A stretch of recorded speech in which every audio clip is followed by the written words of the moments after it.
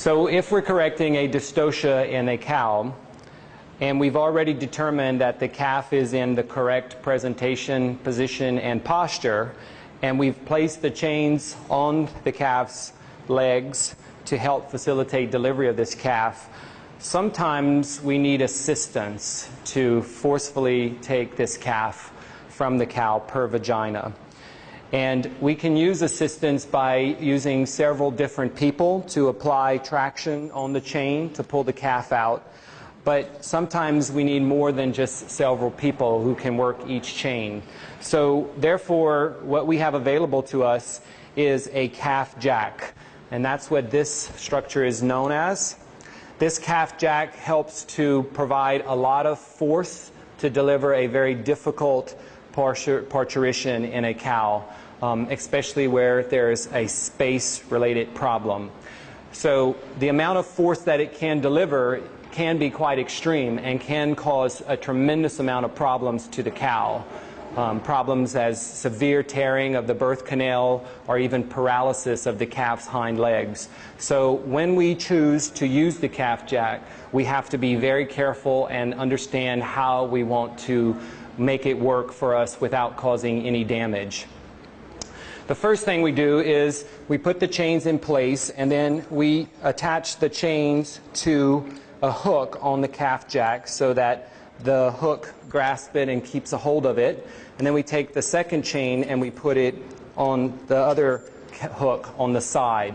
This is a dual ratchet calf jack, so for every crank that we do on the handle, we actually will pull one or the other leg, one first and then the other second. And this is very important because the largest part in diameter of the calf coming through the birth canal is the calf's shoulders. So what we want to make sure to do is pull one limb first so that we clear that shoulder through the birth canal, and then we pull the second limb through so that we don't bring both shoulders at the same site into the birth canal, because that's the largest diameter. So we want one to go first and the second shoulder to clear secondly. And this calf jack has the ability to help us guide the calf through that way. Once we hook the chains to the hooks, then what we do is we have our assistant hold the calf jack up straight and then start to crank on the calf. And you can see right away it pulls. Do it one more time. It pulls on this leg first, so if we stop there, do it one more time.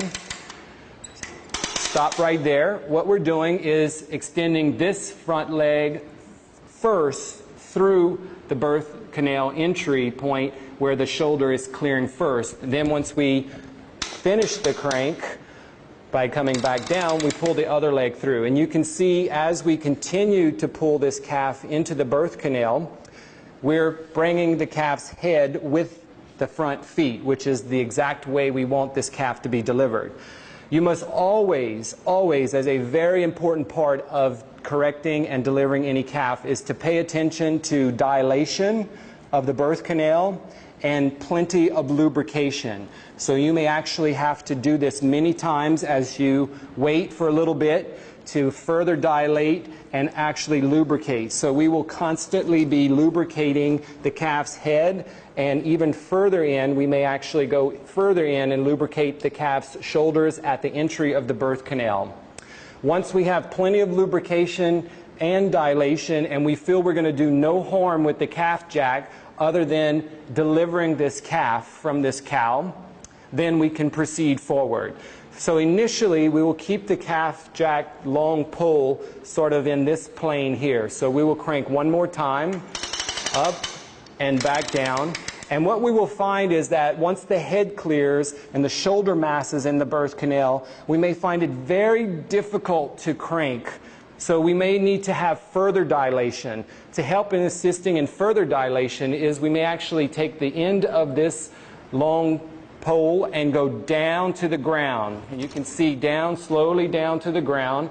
And you can see that actually brings a little bit more of the calf into and out of the birth canal and out of the vulva. And it also creates the normal arc that we would prefer this calf be delivered in.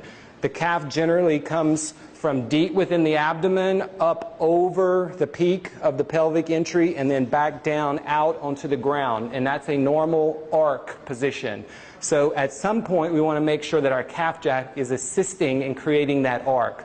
Once we have that amount of tension and force on the calf, we will lift that end back up, and then we will crank a few more times. You can see the calf is being delivered. Yep, a few more times, slowly paying attention that everything's in alignment.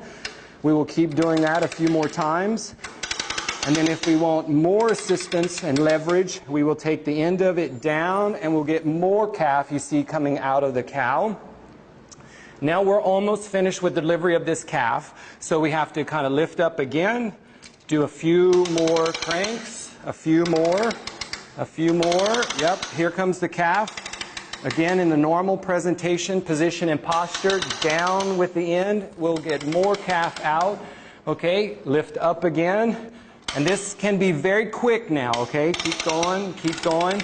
We can rotate the calf a little bit so that our hip diameter is the lengthy part of the pelvic entry.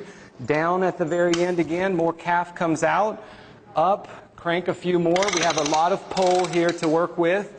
Keep going, keep going, keep going, keep going. Yep, until we catch the calf, and the calf is delivered completely out of the cow. You can drop everything down now. And then we make sure to pay attention to the calf, to make sure the calf breathes, and then also pay attention to the cow after delivery.